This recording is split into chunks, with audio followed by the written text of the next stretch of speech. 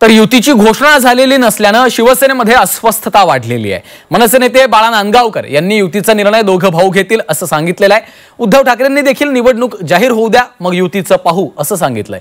युतीचा निर्णय लांबल्याने दोन्ही पक्षांमध्ये अस्वस्थता आहे।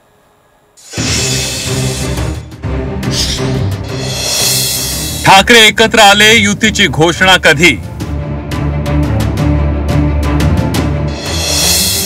मनसैनिक शिवसैनिकांचं नेत्यांच्या घोषणेकडे लक्ष।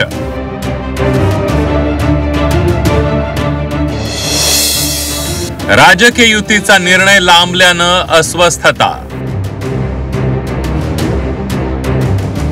राज ठाकरे आणि उद्धव ठाकरे मराठीच्या मुद्द्यावर एकत्र आल्यानं शेकडो शिवसैनिक आणि मनसैनिकांचं घोडं गंगेत न्हालं।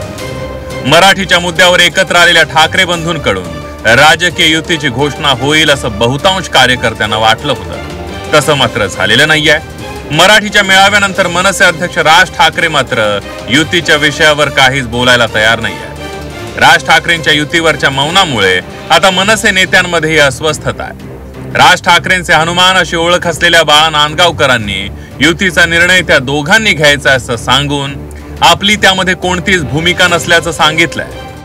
मला असं वाटतं त्या दोघांनी ते ठरवलं पाहिजे, तर टिकून ठेवायचं नाही ठेवायचं। अजून मी त्यांना दोघांनी विचारलेलं नाही टिकून राहणार आहेत की नाही ते, तर त्याच्यावरती भाष्य करणं मला काही उचित वाटत नाही।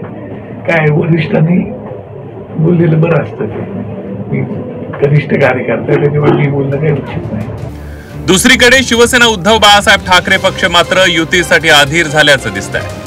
दोन मराठी माणसाच्या पक्षांची युती व्हावी असं महाराष्ट्राच्या जनतेच्या मनात असल्याचं आदित्य ठाकरे म्हणाले। तर उद्धव ठाकरेंचा धीर मात्र थोडा सुटलेला दिसू लागलाय।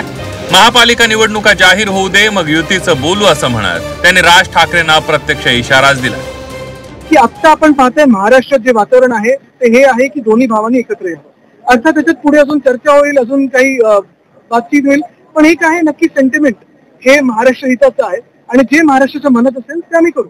बाळा नांदगावकर बोलले की या आधीही निवडणुका आम्ही एकट्याने लढल्यात, भविष्यात जर गरज पडली तर आम्ही पुन्हा एकदा एकट्याने लढू। मला वाटतं त्यांनी त्यांच्या पक्षाने एक आदेश दिलेला आहे की या विषयावरती कोणत्याही प्रवक्त्याने बोलू नये।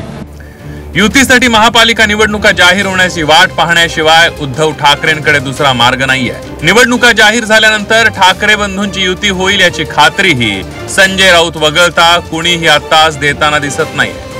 ब्युरो रिपोर्ट, झी 24 तास, मुंबई।